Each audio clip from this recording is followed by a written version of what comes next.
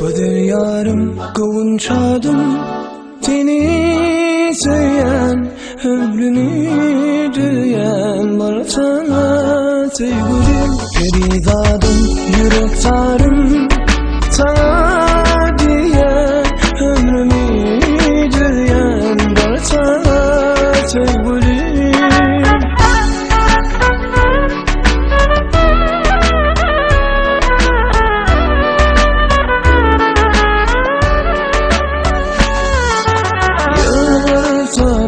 Canım ellice karar, şad ömrümün gülü bulup sendürer.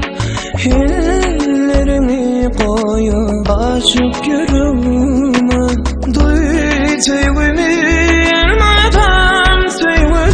Güzel yarım buluşadım seni seven, ömrümü düyen var sana sevgilim.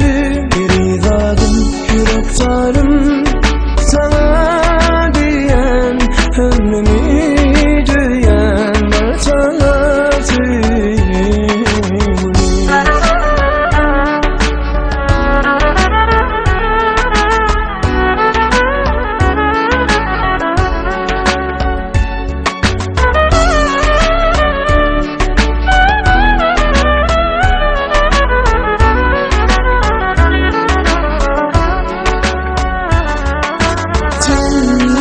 Cümlelentin çaklım, coşar sevdin mavadi kalbımın. Yadımda yarım güzel siretin, sensin dünyanın bedeli.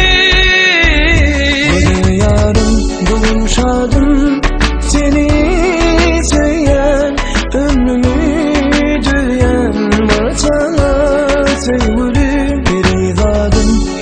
Tarım sana diyen, ömrümü düyen var sana sevgilim.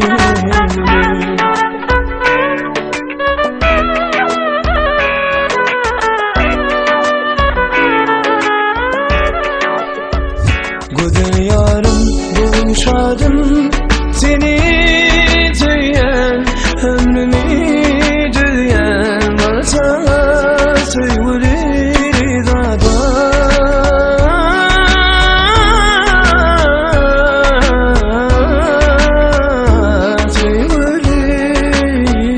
Güzel yarım kavunçadım seni seven, ömrünü düyen var sana sevgilim.